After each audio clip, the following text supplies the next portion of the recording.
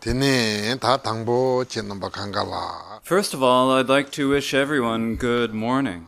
So for you all to come here and to really concentrate your minds on the Dharma here, to practice silence, to do your meditation practice, to do these studies, and to meditate in this way is really wonderful. In general, just entering the Dharma is a really great opportunity. It's something that really gives meaning to our human lives. And in particular here, during these few days, to really concentrate on the Dharma, to practice, and to study is an absolutely wonderful opportunity. So I'd like to thank you all very much. So you all have really put a lot of effort into coming here. You all have a lot of things to do, and you've put them all aside for a few days. And when you come here, you think to yourselves, oh, I'm going to come, I'm going to listen to the Dharma teachings.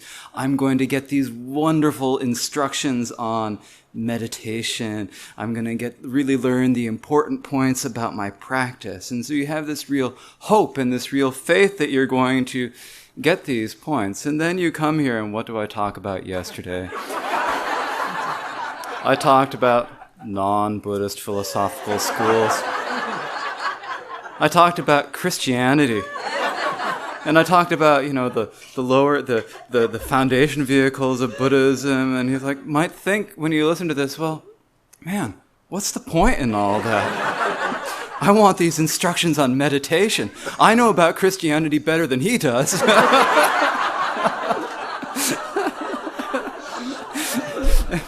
But still, actually, it is helpful. It is helpful to know a little bit about the history of the different schools and traditions. But the reason for this is that there are different views, there are different schools, different ways of presenting things. Sometimes it's presented that there is a self, sometimes it's presented that there is no self. And if it's presented that there is a self, then what is that view?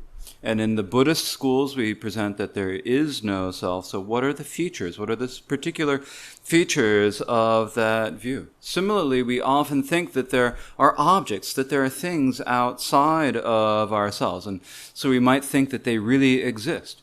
Or we might have a view that says, a philosophy that says they don't really exist. They are emptiness. They cannot be established as anything. Or we might talk about all appearances as just being mental perceptions. And so if we know these views, if we understand what they are like, then when we are meditating and some sort of an experience happens, then first we will have already created a foundation.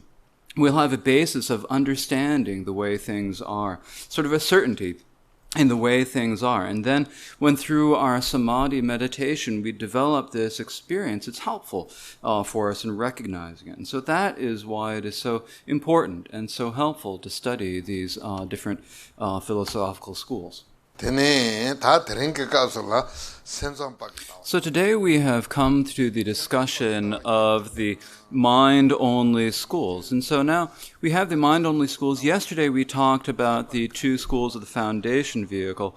And so you might wonder, what is the distinction between these two different views? What is it that distinguishes them? Well, when we talk about the views of the foundation vehicle schools, when they talk about the external objects, they say that the gross external objects are the aggregate of form. And so aggregate of form, it means an aggregate, many things that are brought together, aggregated together. And so everything is made out of many different things brought together. If we think about our bodies, our internal bodies, they're made of many different parts. We have heads, we have hands, we have toes and fingers, and lungs and internal organs, and all these parts that are brought to that are combined together to make a body. Similarly, with external things like houses, or like mountains or rivers or forests. There are just many different things that are brought together,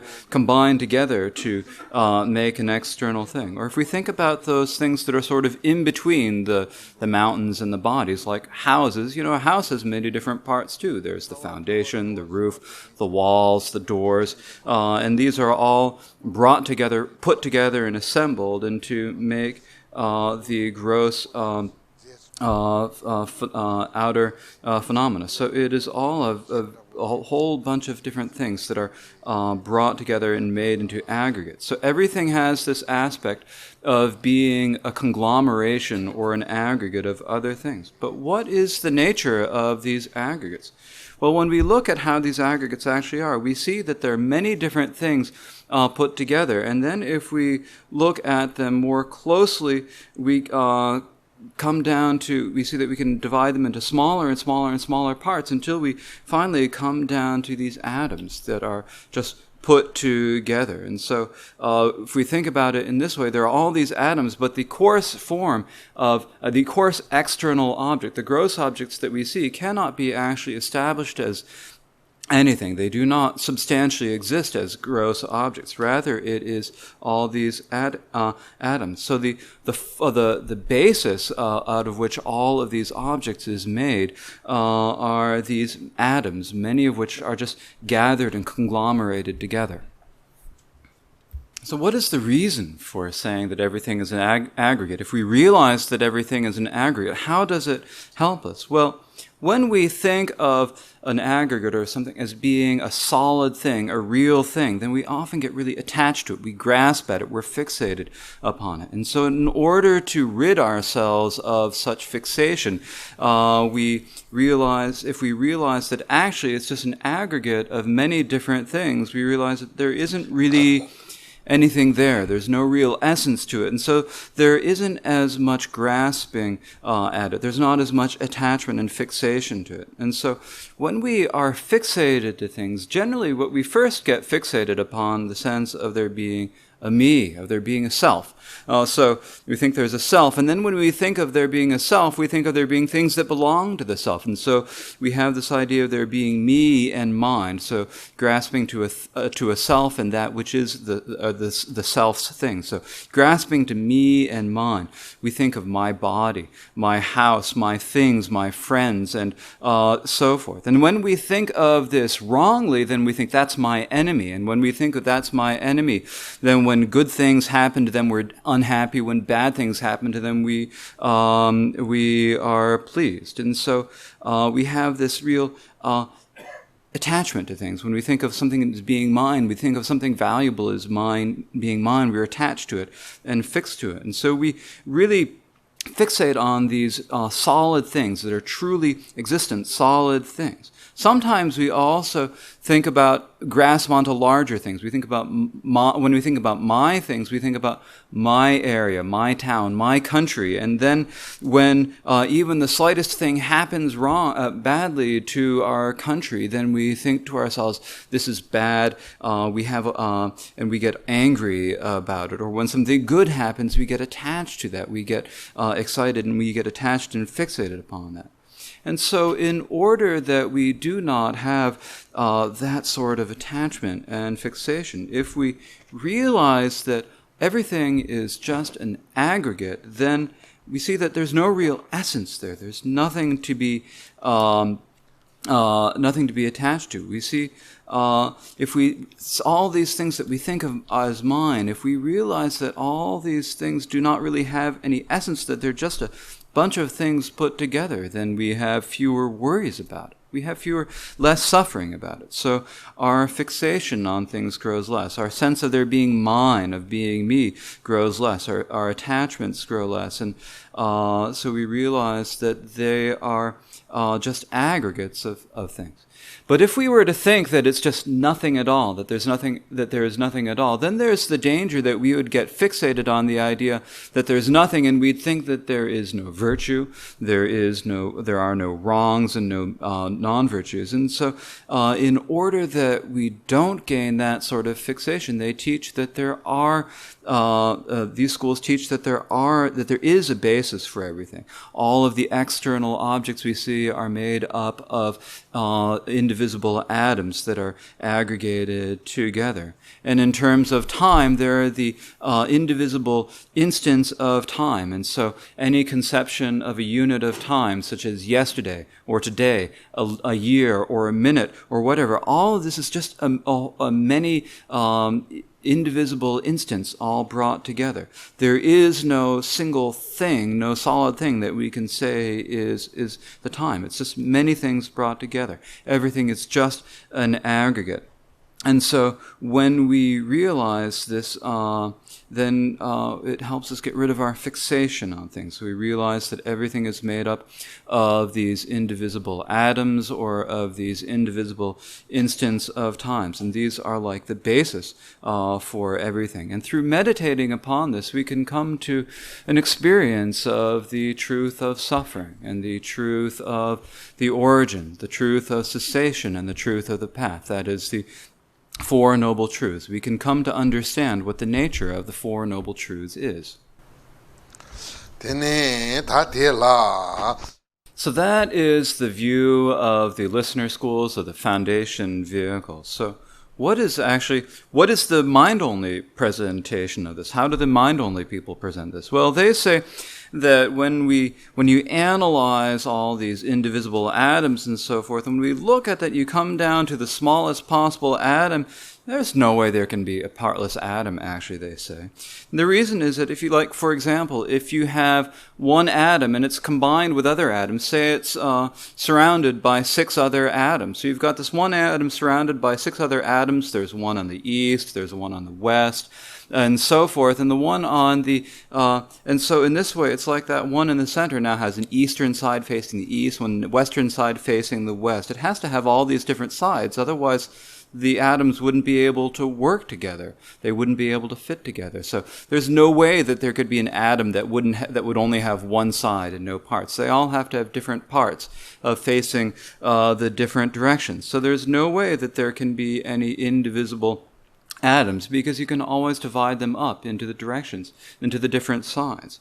In the same way, the atoms are, and so when they all appear, they appear, but the appearance is just like the appearance of the dream. There's nothing actually really there.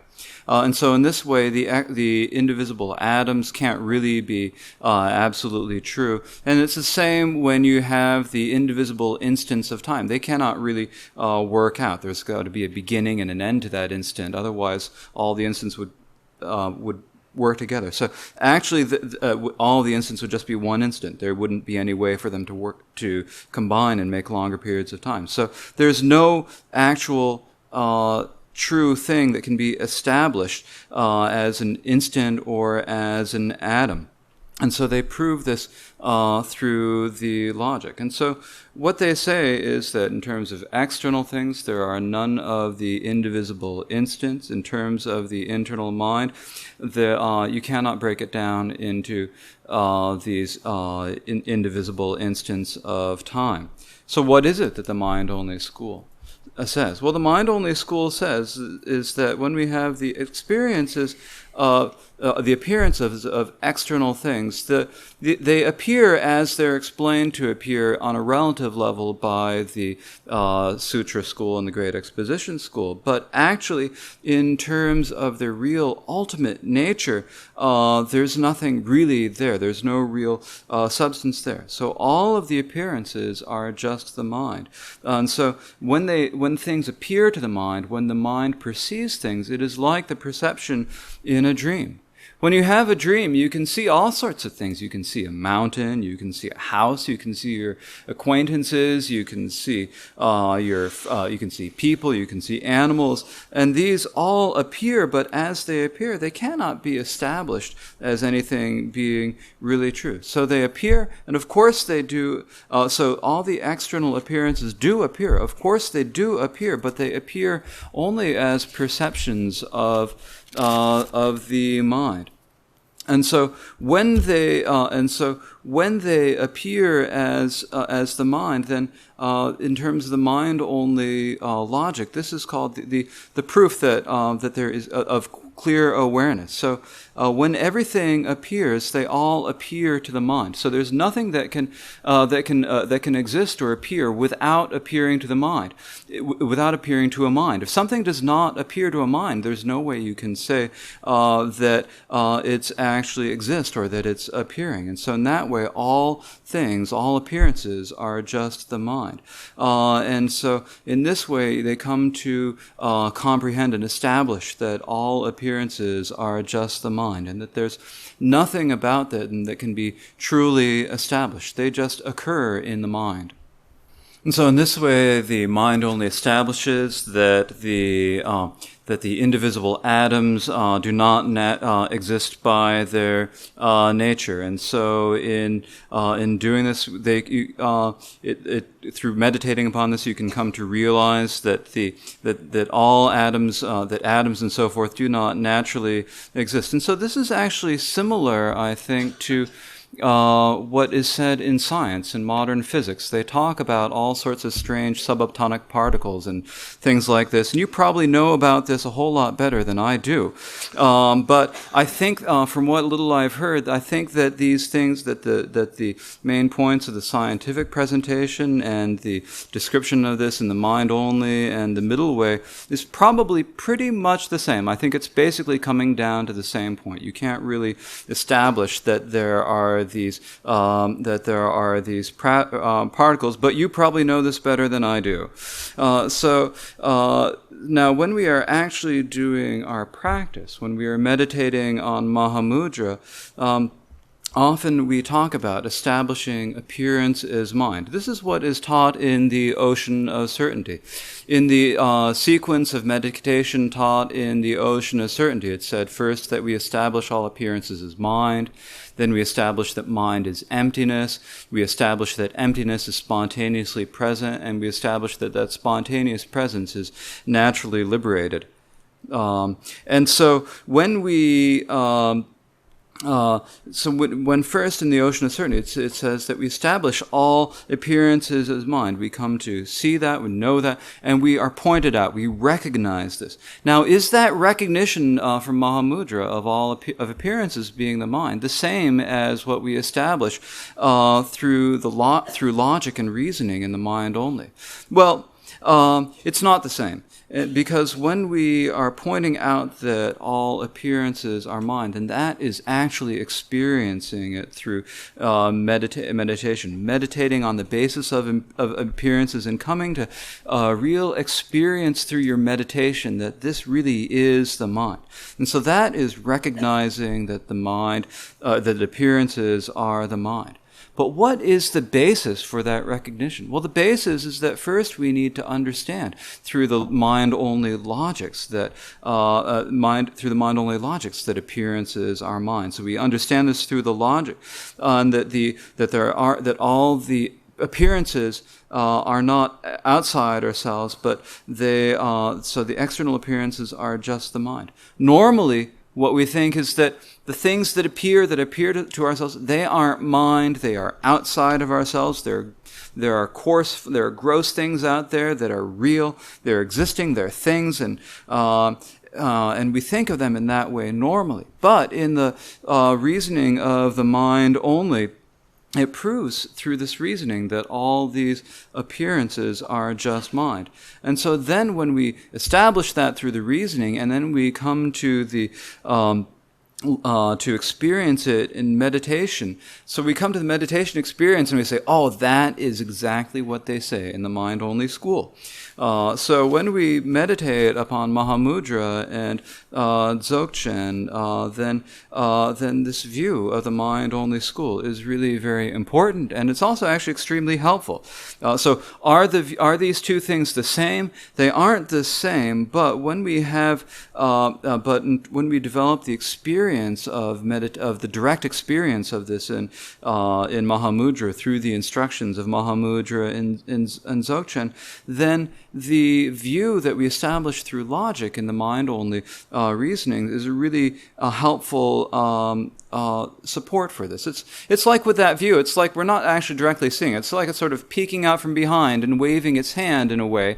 But so it's not an actual experience. But that basic understanding leads us to develop certainty, and then through that certainty, when we come to it in meditation, we can say, yes, that is what it means when it says that all appearances are mind. And so it really is connected with our meditation.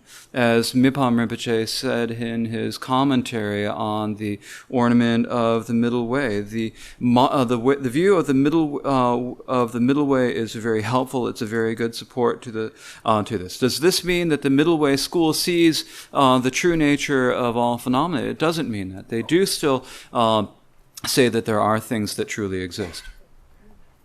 And Sensambati. That's right. So in this way, the mind-only school is really very important for the meditation on Mahamudra and Dzogchen.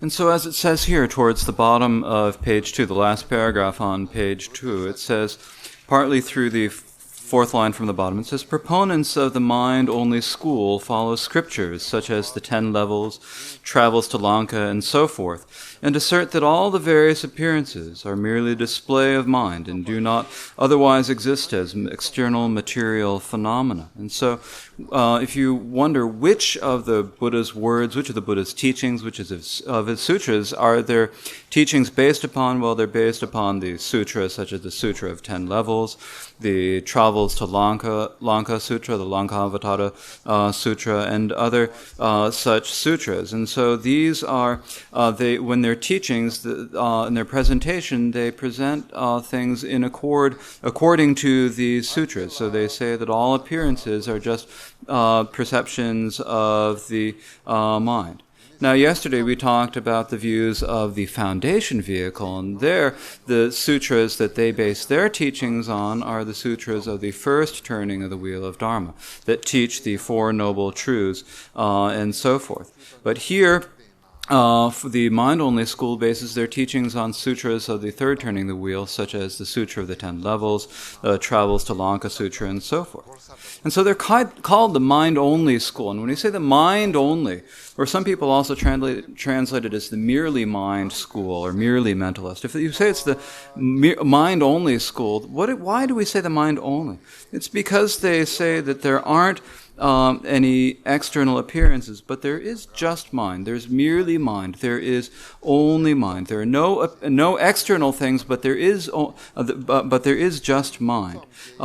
If at the very beginning we are to say everything is emptiness, there's nothing exists at all. There is nothing at all, and people might think to themselves, "Oh, I've realized that view," and then they would have then there are some pitfalls that they might trap themselves in. And so that in order that they don't fall into those traps, we say, the mind only says that, okay, the external phenomena do not truly exist, but there is mind. There is a very subtle continuum of mind. There is that mind. That is there as a basis for everything. And because that is there, then all the appearances, the external appearances, can occur. And so it's just the mind. There aren't any other things out there, but there is just the mind. It is only the mind. And so they establish that everything is just the mind. If at the very beginning it was some presentation of things being nothingness, nihilistic emptiness with nothing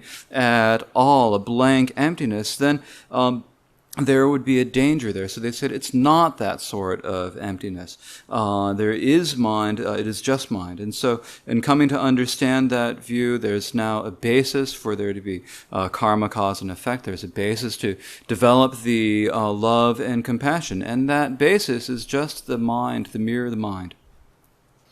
So in the mind-only view, the external appearances just are perceptions of the mind. They're just like dreams, but the root of them is the mind. So how is it that the mind-only school describes the mind?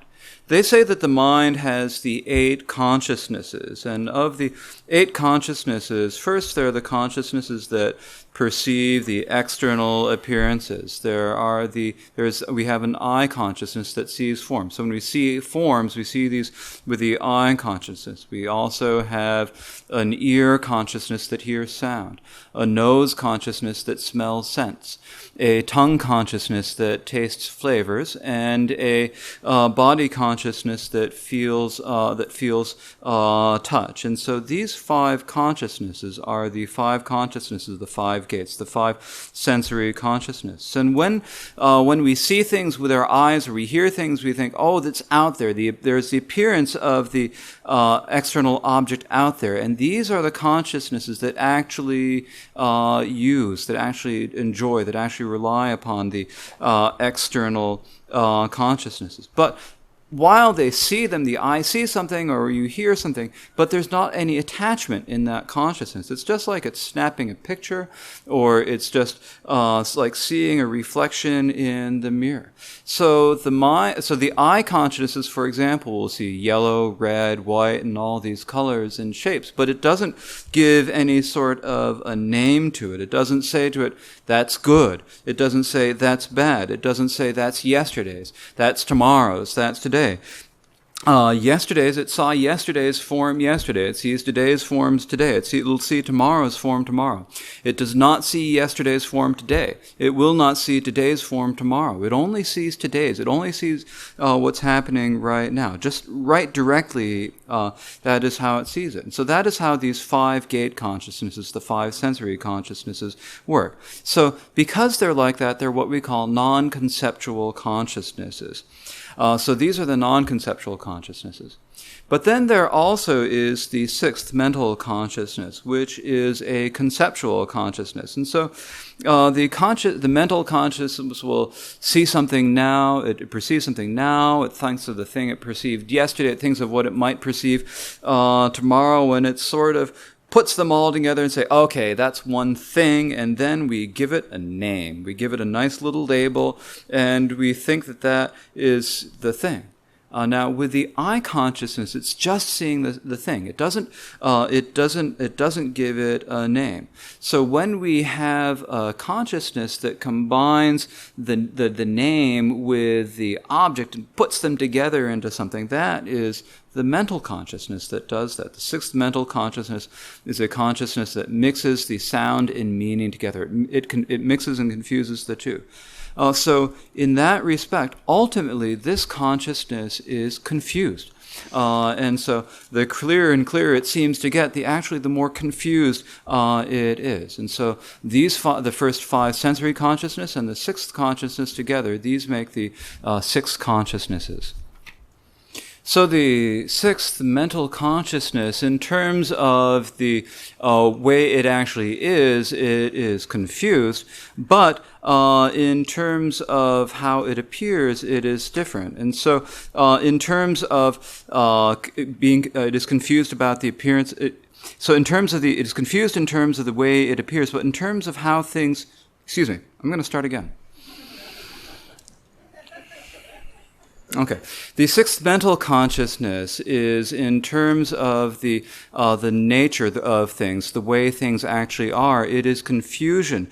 But even though it is confusion ultimately, in terms of how things appear, it is actually very useful. It is what allows us to put things together and to do them. Because we can't really do, without a mental consciousness, we wouldn't be able to think things through. We wouldn't be able to do anything. So we'd have these five sensory consciousnesses, but they wouldn't be able to do anything, to function in any way. And so the sixth consciousness brings them all together and then allows us to get things done, to do work. And so that is how this sixth mental consciousness is conceptual. And so we have that sixth mental consciousness. In this way, we have the first five consciousness, the sensory consciousness, and the sixth mental consciousness for six consciousnesses. Now, when we talk about eight consciousnesses, there are two different types of consciousnesses there. There are the stable consciousnesses and the enduring consciousnesses and the unenduring consciousnesses, or the stable and unstable consciousnesses. And the sixth consciousnesses are unstable consciousnesses. The reason is that sometimes there is a cognition there and sometimes there isn't. Sometimes you're thinking of sometimes you're not. When you're looking at things with your eye, when you're looking, then there's an eye consciousness going. When you're not looking at anything, there's no eye consciousness. When there's a sound, when you hear a sound, there's an ear consciousness, but when you're not hearing a sound, the ear consciousness is not there. So sometimes it's there, sometimes it's not. Likewise, with our sixth consciousness, when we have thoughts that are occurring, then there is a sixth consciousness there. But when you aren't thinking of anything, there's no sixth consciousness present. And so they are not stable, they're not enduring and always present. So sometimes they're there, sometimes they're not. So these are the six unstable consciousnesses, and then there are two stable consciousnesses. And these stable, the first of these is the subtle clinging to a self, which is the afflicted mind. There's this subtle sense of clinging to me, thinking I'm here, perceiving me all the time. And so whether we are seeing a form or not, whether we are hearing a sound or not, whether or not we are having some sort of a thought, there always is a subtle sense of me that's there. There you have the sense, I'm here, there's me, I'm right here. And so that is the afflicted mind. This is the subtle root out of which all of the other afflictions can arise. But even though we call it the afflicted consciousness, does that mean that it's non-virtuous? It isn't necessarily non-virtuous, it's actually neutral. But if it's neutral, does that mean that it does not obscure us from attaining liberation omniscience? Well, it is obscured. It does obscure us from that, and so for that reason, we call it obscured neutral. So it is called obscured neutral because having it prevents us from attaining liberation and omniscience. It's neutral because it doesn't have any power to create any karmic ripening, but because it obscures us from attaining liberation and omniscience, it is obscured, and it is something that the bodhisattvas who are progressing through the bodhisattva levels do have to abandon. But until such time as we do abandon it, then it is stable, and so that is the seventh consciousness, the afflicted consciousness.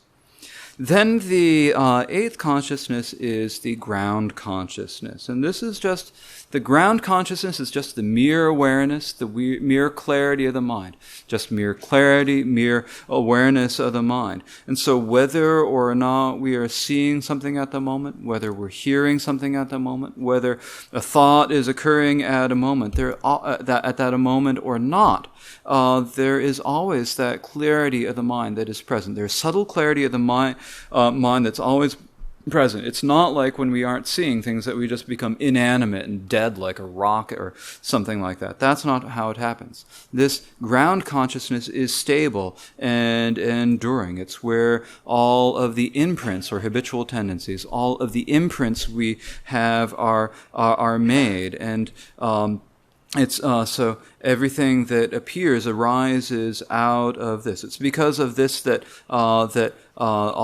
everything can occur, and so this is the ground consciousness. And so, when we say that the mind-only school says that there's a mind and that mind truly exists, then what is it that they mean when they say the mind?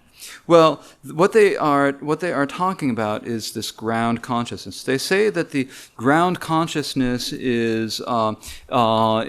truly exists, but that is all they say truly exists. They say for the six consciousnesses, they say these are coarse consciousnesses. They are made up of the indivisible instance of time, and so therefore they cannot be truly established as existing. They exist relatively, but not ultimately.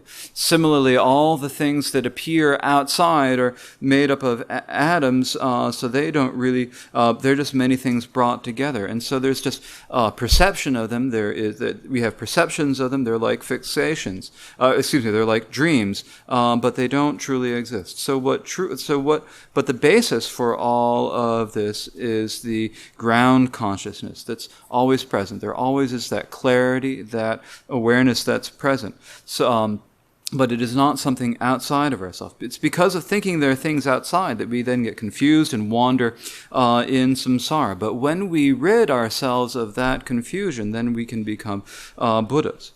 Now, is this eighth consciousness of the mind only, is that a self? Well, it's not a self. When we think of a self, we think of a self as being a single thing, a solid thing that can function, that can do things, it's what will do all of our work for us. It's what thinks and things like that. But the mind-only school says that the ground consciousness is momentary. It's changing from moment to moment to moment. So the mind consciousness is momentary, and therefore it can't be truly established as being a self. And so in this way, this is the basic view of the mind only. They say that there is a ground consciousness that has real existence. And so for this reason, we say that they are a school that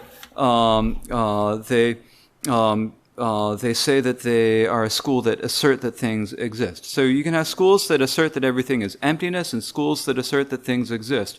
And of these two, the mind only is not a school that asserts everything is emptiness because they assert that because they cling to the ground consciousness as truly existing, and they explain it as being the root of all samsara.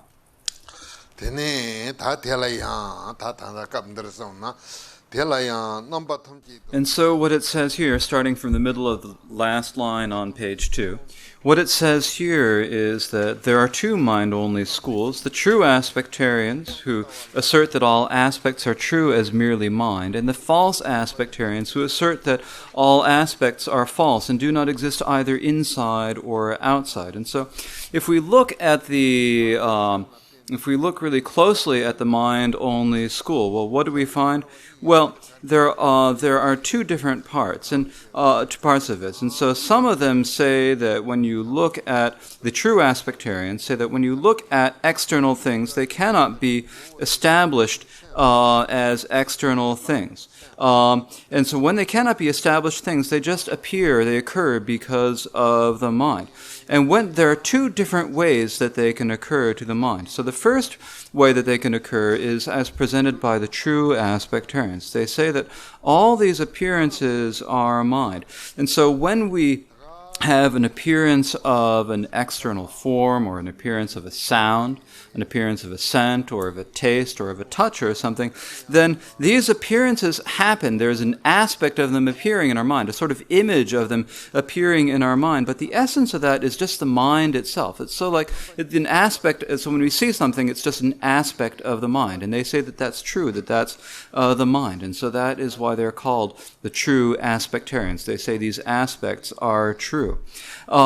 Then the other school says that when these external appearances occur, when they occur, well, can they be established as being actual atoms? They can't be established as atoms, but they're not really mind either. They can't really be established as mind. There's these aspects that appear, but it's actually not really anything. It's just nothing. It's confusion and nothingness that's appearing like a dream. So it's just the confusion of the mind. And so they say that these aspects that appear are false, and so they're called the false aspectarians. And so in this way we have these two different schools of the mind-only school. And so both of these say that the mind is the root of anything. They both assert that the root of the mind is everything. And when we talk about these two different schools, the true aspectarians and the false aspectarians, then when, in terms of coming to understand that everything is emptiness, then since the false aspectarian says that the external things do not have any existence at all, then they are considered to be somewhat higher in that respect. However, when you actually come to try to prove their view logically, it's kind of difficult. And so for that reason, it's a little bit easier to take the view of the true aspectarians and just say that all of the appearances are appearances of the mind that truly exists. So the aspect. So when I say aspect here, what it means is just like the image of something you see in the mind. So it's like these images you see in the mind are just mind. They're truly there. And so this is easier to understand, easier to work with. And so for that reason, Mipam Rinpoche, in his commentary on the Middle Way, says that when you follow the Middle Way, you primarily use this Middle Way view of the true aspectarians. And so both of these schools, the true aspectarian and the false aspectarian, both of them are similar in establishing that all knowable phenomena can be classified as imaginary, dependent, and wholly established. And so here we have all of the phenomena of the world, and generally all the phenomena of the world can be established as being one of the three characteristics of either imaginary, dependent, or wholly established. So when there is the way the world appears to us, and when it appears to us, there is the way that it actually is. And these are described by these three characteristics of imaginary, dependent, and wholly established. When we talk about the established, the imaginary, it says here, they, meaning the whole mind only, assert that the imaginary is holding the perceiver and perceived to be completely separate. And so when we see things, we perceive an external object. There's a perceived object that we think of as outside of ourselves, and then there is the perceiver, the mind, the internal mind. And when we look at these things, normally we think of these two as being separate. Actually, in how the way they actually are, in their nature, they are the same in the essence. The appearances are just like dreams. In a dream, you might things might appear as being outside of yourselves. You might dream of a mountain or whatever. But is that mountain you dream of separate from your mind in any way? It isn't separate from your mind in any way. It's just the mind. It's just an appearance of the mind itself. In the same way, with all our external appearances, all the perceived things, the mountains and so forth, they appear to be far away from us, separate from ourselves and different from ourselves. And when they appear to be different from ourselves, that's what we call the imaginary. So the imaginary is when we perceive things as being separate from ourselves. That's called the imaginary. It's like it's made up. We've just made it up with our minds. It's not truly established in any way. The second of these characteristics is the dependent. It says, the dependent is the mere dualistic appearance of mental cognition as perceiver and perceived. And so when the mind perceives things, there are the external objects that just merely appear. And when they appear in dependence upon karma and interdependence. And so that is why it's called the dependent. Things appear in dependence upon karma and interdependence. They just merely appear. Can they be established as particles? Can they be established as true? They can't. That is the dependent. It's just the dependent is just the mere appearance. And then the wholly established is the part of the dependent that is empty of the imaginary. So if you take away all the imaginary and you're just left with the empty nature of the dependent, that is what is called the wholly established. So that emptiness is the wholly established. So here the imaginary is relative. So the imaginary is always relative, and then the dependent can be either relative or ultimate truth.